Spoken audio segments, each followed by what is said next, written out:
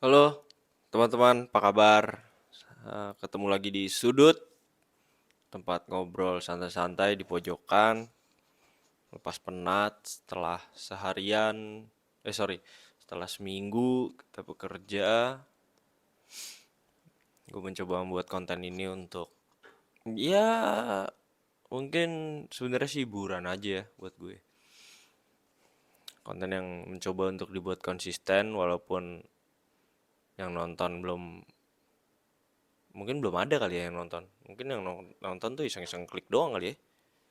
Atau ya apapun itulah. Tapi gue tetap mencoba membuat konten ini konsisten, membuat konten untuk diri sendiri. Jadi gue suka sebelum kita membuat konten untuk menghibur orang ya, alangkah lebih baiknya konten itu kita buat untuk diri sendiri. Jadi ya bisa untuk dinikmati sendiri, untuk tujuan-tujuan tertentu dan gue merasa konten ini udah cukup buat diri gue sendiri. Ya suatu saat kalau sudut harus dikembangin buat kepentingan orang banyak ya pasti gue lakuin. Tapi untuk hari ini konten ini dia udah cukup buat diri gue sendiri, sangat cukup bahkan. Oke, mau ngomong apa ya? eh gue agak sedikit flashback mengingat-ingat beberapa waktu yang lalu. Terus gue di Jakarta udah beberapa lama, maksudnya memutuskan untuk berkegiatan di sini. Dan ada satu hal yang menggelitik yaitu tentang bagaimana latihan atau proses berkesenian gue dari sebelumnya gue ada di Solo terus harus ke Jakarta. Yang paling kerasa itu ada di proses latihan ya memang. Jadi mungkin buat teman-teman yang non seni gitu, latihan itu bagi kami itu ya paling nggak bagi gue lah, latihan itu penting banget. Gitu. Jadi di latihan itu di studio atau di laboratorium itu kalian mengeksplor, kalian berlatih, kalian mengasah. Gitu. Nggak jarang juga di tempat latihan tuh jadi ajang debat, jadi ajang diskusi yang seru banget. Gitu. Secara garis besar latihan tuh apa ya? Latihan itu ya berlatih. Berlatih apa definisinya? Ya macam-macam, tergantung kalian menggeluti seni apa. Kalau gue misalnya di seni pedalangan ya latihan tuh bisa banyak banget. Penjabarannya bisa latihan sabet atau gerak wayang.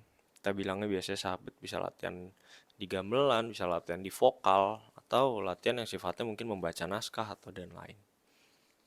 Itu di pedalangan. Mungkin kalau kalian aktor ya kalian latihan blocking, kalian latihan reading dan masih banyak lagi. Mungkin teman-teman aktor lebih tahu.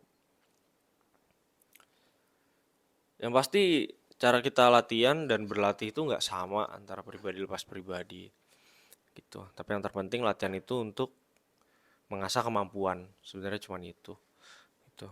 Kalau kita selama ini misalnya cuma nonton teori ya di tempat latihan, di laboratorium atau studio itu ya bagian kita bagaimana menerapkan teori itu menjadi praktek gitu. Terus ya itu kan masalah keterampilan. Apa ya kalau orang Jawa tuh bilangnya kelanyahan. Lanyah tuh apa ya? Terbiasa. Jadi melatih keterbiasaan agar apa seluruh komponen yang ada di tubuh kita itu bisa bergerak satu tujuan, satu irama. Misalnya main musik gitu. Ada yang sebenarnya punya feeling musik yang bagus, tapi tangannya belum sampai di tahap itu. Jadi pemikirannya melampaui tangannya. Nah, di tempat latihan tuh kita latihan bagaimana antara eh, isi kepala atau keinginan kita dan tangan tuh bisa sinkron. Gitu. Itu banyak terjadi sih kalau di teman-teman gue gitu. Kita dia tahu melodinya, dia ngerti cuman tangannya belum belum bisa mengikuti ritme otaknya gitu misalnya. Itu menarik. Ya, tapi latihan tuh kayak gitulah. Jadi kita mengasah kemampuan di lapangan, di tempat studio lah bahasanya gampangnya ya, itu latihan. Nah, tapi walaupun menurut gue latihan tuh penting gitu. Jadi banyak juga teman-teman yang merasa latihan tuh nggak penting.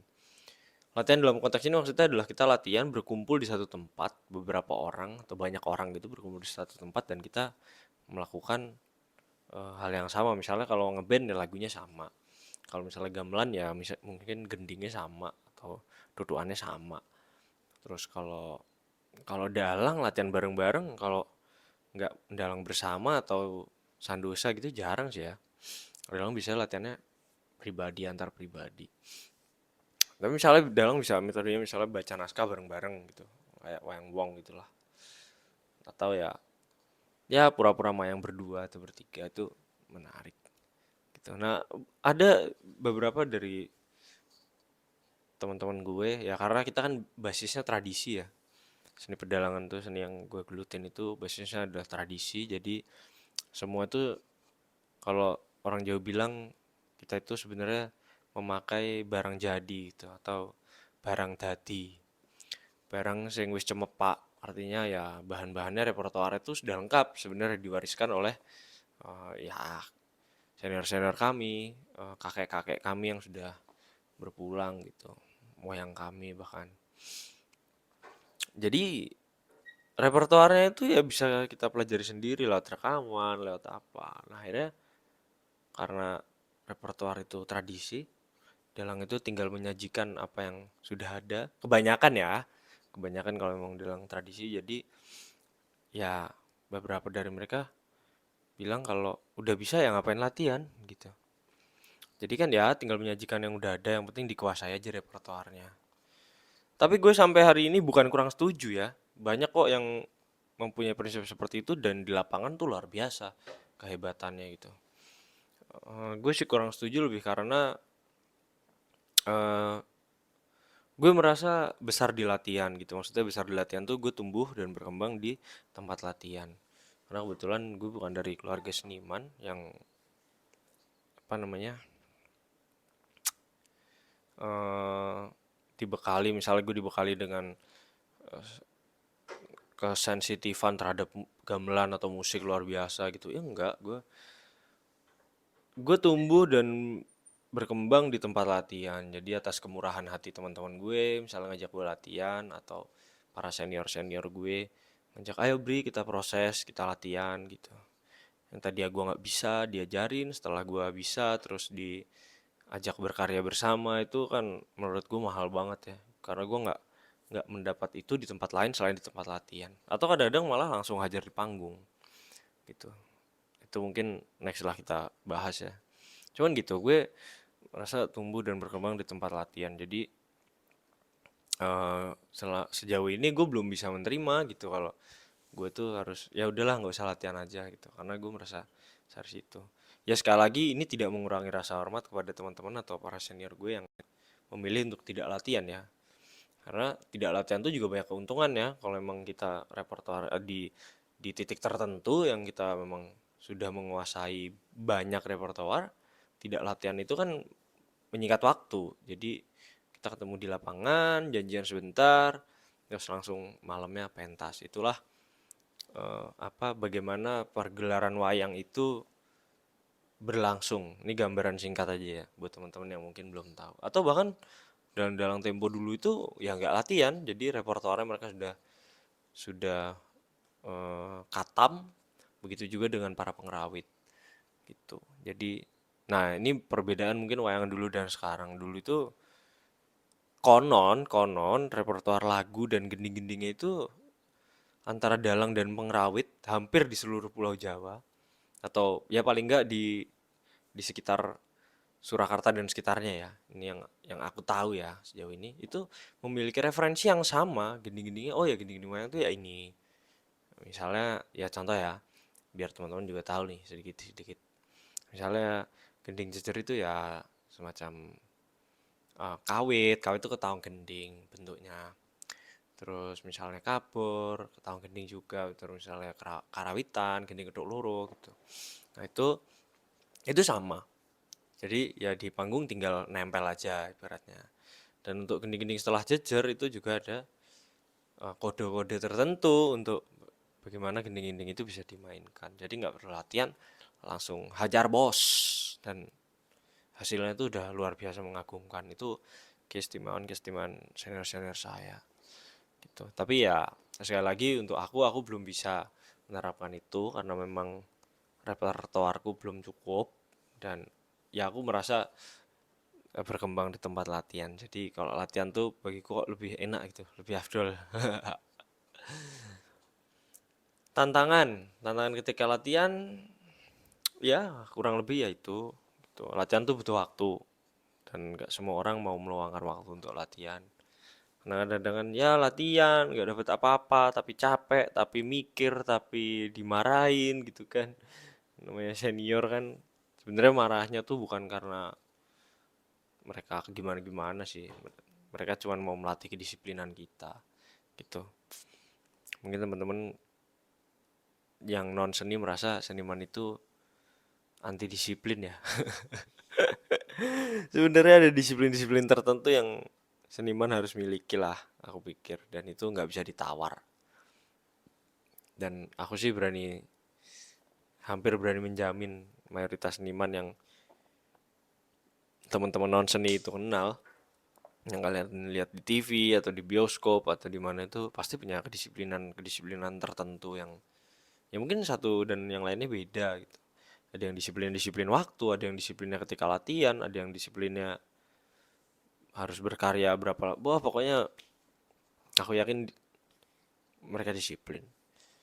Tantangan lagi ketika latihan tuh apalagi kayak gue nih misalnya yang ada di kota besar dan trafficnya lumayan kayak di Jakarta ini, latihan itu bisa jadi sangat melelahkan gitu. Bisa jadi sangat melelahkan dan lu kayak harus pindah dari satu tempat ke tempat lain. Bahkan kalau sehari itu bisa 2 kali latihan gitu misalnya. Itu jaraknya lumayan jauh. Nah itu ibaratnya kita belum nyampe tempat latihannya di jalan udah capek. Nyampe tempat latihan masih dihajar lagi loh. Gitu jadi sejauh ini itu yang gue rasain tantangan. Beda banget kalau zaman gue di Solo tuh latihan tuh kemana-mana rasanya deket karena kan Solo nggak terlalu besar ya. Dan waktu itu karena gue ngampus jadi ya latihannya cuma sekitar-sekitar kampus. Relatif lebih aman, lebih menyenangkan, lebih rileks. Jadi bersyukurlah teman-teman yang masih ada di kampus diisi di Solo Raya. Kalian tuh privilege banget, deket kemana-mana. Dan latihannya enak lagi di kampus, nyaman, dapat makan, keren keren. Tapi ya gue di kampus gue latihan, gue hobi latihan dulu, sampai nggak pernah main tuh gara-gara latihan. Makasih ya abang-abang, adik-adik juga, bapak dosen yang ya sesekali ngajak saya latihan. Latihan sepentasnya lagi, enak banget. Konklusi, oke. Gue pikir kita semua kalau ada yang dengerin teman-teman yang bergelut di dunia seni, entah seni apapun, kita pasti mengenal kata latihan dan kita sudah melewati fase itu. Jadi kalau kalian udah mencapai titik tertentu, kalian udah puas sama kemampuan kalian ya boleh aja ngelatihan, silahkan. Itu toh gue yakin entah kalian latihan, entah kalian nggak latihan, kalian punya alasan kuat kenapa kalian melakukan itu. Jadi ya yang terpenting kita ayo berkarya bareng-bareng, berkarya yang sehat, kita bersaing secara kreativitas, dan yang paling penting jaga kesehatan ya. Walaupun banyak jam latihan, makin sini gue makin merasa kesehatan tuh penting. Entahlah seniman apaan lu, tapi gue cuma ingat kata nyokap gue doang. Kalau kita bisa jaga kesehatan sebagai seniman, pasti karya kita lebih banyak. Karya kita lebih banyak dan lebih bisa dinikmati dengan untuk jangka waktu yang panjang. Bisa dinikmati anak, bahkan mungkin cucu kita. Tapi ya mungkin karya kita bagus, tapi kalau kita nggak sehat ya waktu kita lebih terbatas. Jadi ya yuk mulai jaga kesehatan yuk. Gue udah mulai nyicil. Oke gitu aja ya. Cuman kelas aja sih sambil flashback apa yang gue lakuin kemarin. Oke, thank you. Selamat datang di sudut sekali lagi buat teman-teman yang baru gabung. Peace.